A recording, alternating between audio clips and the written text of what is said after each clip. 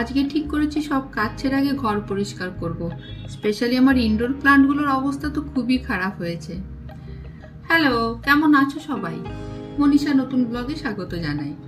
শীতের বেলা এত ছোট হয়, ঘরের রোজকার কাজগুলো সারতে সারতে দিন পেরিয়ে যায়। এক্সট্রা কাজ আর কিছুই হয় না। তারপর হাতে একবার ফোনটা নিয়ে বসলে তো হলো। উঠবো করেই সব কাজে দেরি হয়ে যায়। কি জিনিস না এই মোবাইল ফোন, একবার খুলে বসলেই হলো, দিব্যি সময় পেরিয়ে যায়। আমরা বাচ্চাদের বলি, কিন্তু বড়রাই বা কি কম যায় বলো। তাই আজ সকাল থেকে আর কোনো দিকে না তাকিয়ে সোজা ঘর পরিষ্কার অভিযানে নেমেছি। আমার ঘরের ভিতরে যত গাছ আছে, এক একটা গাছকে আজকে একদম ভালো করে ধোবো। এই গাছগুলোর উপর এত ধুলো বসেছে যে গাছের আসল রংটাই দেখা যাচ্ছে না। তাই আজকে সাফাই অভিযানটা গাছ ধোয়া থেকে শুরু করলাম। কিছুদিন ধরে আমাদের একদমই বাড়িতে থাকা হচ্ছে না, এদিক সেদিক ঘোরা লেগেই আছে। এক সপ্তাহ গাছগুলোকে ধোয়া হয়নি, তাতেই এই অবস্থা হয়েছে। টবের মাটিতে ভালো এয়ার সার্কুলেশনের জন্য হালকা হাতে মাটিটা একটু খুঁড়ে দিচ্ছি, তাহলে গাছের শিকড় ভালোভাবে অক্সিজেন নিতে পারবে। এই টার্টেল ভাইন হ্যাঙ্গিং প্লান্টটার অবস্থা দেখো, বাড়তে বাড়তে একেবারে ফ্লোর টাচ করে গেছে। আজ এটাকেও ট্রিম করে দেবো। আমার না প্রচন্ড গার্ডেনিং এর নেশা, কিন্তু ফ্ল্যাটে থাকি তো এখানে তো আর গার্ডেন পাবো না, তাই নিজের ঘরটাকে একটা ছোটখাটো গার্ডেন বানিয়ে নিয়েছি।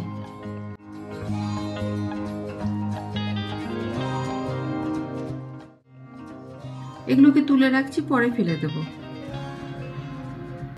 আমার ব্যালকনিটা না খুবই ছোট, খুব বেশি গাছ এখানে আটে না। হ্যাঁ, খুব ভালো রোদ আসে, তাই ফুলের গাছগুলোকে এখানে রেখেছি। আর পাতাবাহার গাছে তো খুব বেশি রোদের দরকার হয় না, তাই পাতাবাহার গাছগুলো আমি ঘরের ভেতরে রাখি। আর ফুলের গাছের মধ্যে শুধু গোলাপ ফুলের গাছগুলোই এখানে রাখতে পেরেছি, এতটাই ছোট আমার ব্যালকনিটা। বাকি জবা, টগর, যে ফুলগুলো আমার রোজ পুজোয় ব্যবহার হয়, মানে যেই ফুলগুলো আমি রোজ ঠাকুরকে দিই আর কি, সেই ফুলের গাছগুলো আমি ছাদে রেখেছি। আর এইভাবে আমার ছোট্ট বাড়িতে বাগানের শখ আমি পুরো করেছি।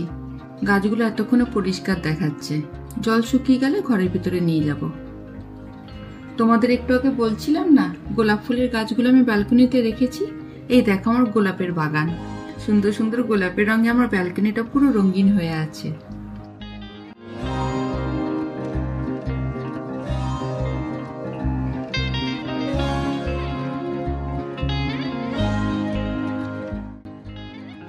আমার মনে হয় প্রপার প্ল্যানিং করে যদি কোনো কিছু করা হয়, তাহলে কিন্তু ছোট জায়গাতেও অনেক কিছু করা যায়। তোমাদের তো বললাম আমার ব্যালকনিটা খুবই ছোট, আবার তার মধ্যে আমার গাছ রাখারও খুব শখ। এখানে গাছ রাখলে নড়াচড়ার জায়গাটুকুও থাকবে না, তাই অনেক ভেবে আমরা ব্যালকনির বাইরে ট্রেটার ব্যবস্থা করি। আর যেহেতু ট্রেটা ব্যালকনির বাইরের দিকে আছে, তাই গাছগুলো ব্যালকনির বাইরেই আছে। সেজন্য এতগুলো গাছ রাখার পরও ব্যালকনির একটুও জায়গা নষ্ট হয়নি, আর আমার গাছগুলো রাখারও খুব ভালো ব্যবস্থা হয়েছে।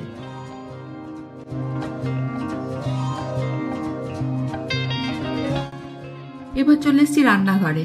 আমার রান্নাঘরেও কিন্তু ছোট ছোট বেশ অনেকগুলোই গাছ আছে। কিছু গাছ জলে রেখেছি, আবার কিছু গাছ মাটিতেও আছে। জলের গাছগুলো জলটা আজকে পাল্টে দেবো, আর মাটির গাছের টবগুলোতে একটু জল দিয়ে দেবো। আমার ব্যালকনিতে যে টার্টেল ভাইন হ্যাঙ্গিং প্লান্টটা আছে, ওর কাটিংগুলোই কিন্তু আমি এখানে জলের মধ্যে রেখেছি। দেখো কত ভালোভাবে গ্রো করেছে। শুধু সপ্তাহে একবার জলটা পাল্টে ফ্রেশ জল ভরে দিই, আর গাছগুলো একটু ভালো করে ধুয়ে দিই, তাহলে যেটুকু ধুলো থাকে পরিষ্কার হয়ে যায়। তাছাড়া পাতাবাহার গাছ কিন্তু শাওয়ার খুব ভালোবাসে, এতে গাছের গ্রোথও ভালো হয়। এখন তো পাতাবাহার গাছগুলো উইন্টার ডোমেন্সি পিরিয়ড, মানে শীত ঘুমে চলে যায়, তাই গাছের গ্রোথও কমে যায়। তাই এই সময় গাছ কোনো রকমের ফার্টিলাইজার একদম সহ্য করতে পারে না, তখন শাওয়ারটাই কিন্তু গাছকে ফ্রেশ থাকতে হেল্প করে। এই যে আজকে জলটা পাল্টে দিলাম, এখন সপ্তাহখানেকের জন্য ছুটি, কিন্তু গরমকালে সপ্তাহে 2 বার করতে হবে। আমাকে অনেকেই বলে তাদের ইনডোর প্লান্ট নাকি বাঁচে না। যখন নতুন গাছটা বাড়িতে নিয়ে আসে প্রথম প্রথম নাকি ঠিক থাকে, কিছুদিন পর গাছের পাতা হলুদ হয়ে গাছটা মরে যায়। আমাদের গাছ মরে শুধুমাত্র কিন্তু জলের অভাবে বা অতিরিক্ত জলের জন্য। তবে বেশিরভাগ ক্ষেত্রে দেখা যায় বেশি জলের জন্যই কিন্তু আমাদের ঘরের ভিতরে গাছগুলো মরে যায়। আসলে ইনডোর প্লান্টের জল বা ফার্টিলাইজারের রিকোয়ারমেন্ট আউটডোর প্লান্টের তুলনায় অনেকটাই কম থাকে, আর অনেকে এই জায়গাটাতেই ভুল করে, দুটো গাছকেই সমান জল আর ফার্টিলাইজার দিয়ে দেয়। আমাদের যেমন বেশি খেলে শরীর বিগড়ে যায়, তেমন গাছেরও তো প্রাণ আছে, এদেরও তাই হয়। যেদিন তোমরা এই জলের আন্দাজটা করে নিতে পারবে, সেদিন দেখবে তোমাদের গাছও ভালো থাকবে। তাছাড়া আরেকটা জায়গাতে অনেকে ভুল করে, ভাবে ইনডোর প্লান্ট মানে সানলাইটের দরকার নেই। রোদ আর সানলাইট এই দুটোর মধ্যে কিন্তু পার্থক্য আছে। ইনডোর প্লান্টের ডাইরেক্ট রোদের দরকার হয় না, কিন্তু সানলাইট মানে সূর্যের আলো ছাড়া কিন্তু কোনো গাছ থাকতে পারে না। তাই আমাদের ঘরের ভিতরে গাছগুলো এমন জায়গাতে রাখতে হবে যেখানে ভালো করে সানলাইট পাবে, আর তা না হলে মাঝে মাঝে ব্যালকনিতে বের করে দেবে। প্রথম প্রথম তোমাদের মতো আমারও অনেক গাছ নষ্ট হয়েছে, এত বছর ধরে করতে করতে এখন একটু শিখেছি।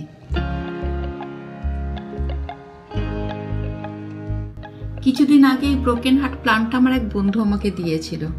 যখন দিয়েছিল তখন কিন্তু ছোট ছোট দুটো পাতা ছিল, এখন দেখো গাছটা ভালো বাড়ছে।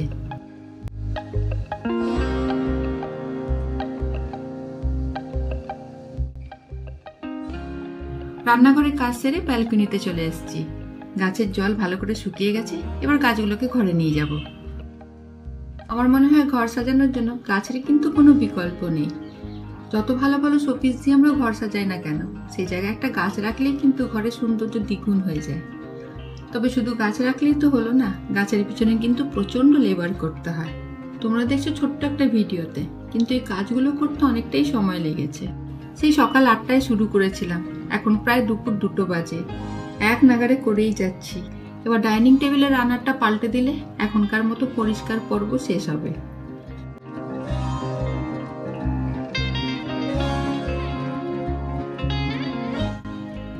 মাঝে মধ্যে টেবিল রানার বা কুশন কাভারগুলো একটু চেঞ্জ করে দিলে ঘরটা দেখতে বেশ ভালো লাগে। ফার্নিচার তো আর রোজ পাল্টানো সম্ভব না, কিন্তু এই সামান্য চেঞ্জগুলো করে দিলে ঘরটা দেখতে আমার কাছে বেশ নতুন লাগে। তাই মাঝে মধ্যে এগুলো আমি চেঞ্জ করে দিই। ঘরে যত ধুলোবালি জমেছিল আর সব ধুয়ে মুছে পরিষ্কার করে দিলাম। এবার যাবো রান্না করতে।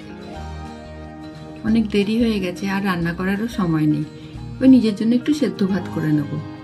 তার সাথে আজকের ব্লগটা এখানেই শেষ করলাম। আমার এই ব্লগটা তোমাদের কেমন লাগলো কমেন্ট করে জানিও। যদি ভালো লাগে লাইক শেয়ার সাবস্ক্রাইব করে নিও আমার চ্যানেলটাকে। আর যদি তোমরা আমাকে ফেসবুক পেজে দেখে থাকো, তাহলে পেজটা ফলো করে আমার পাশে থেকো। খুব তাড়াতাড়ি আবার তোমাদের সাথে দেখা হবে নতুন ব্লগে। ততক্ষণ তোমরা সবাই খুব ভালো থেকো, আনন্দে থেকো। টাটা।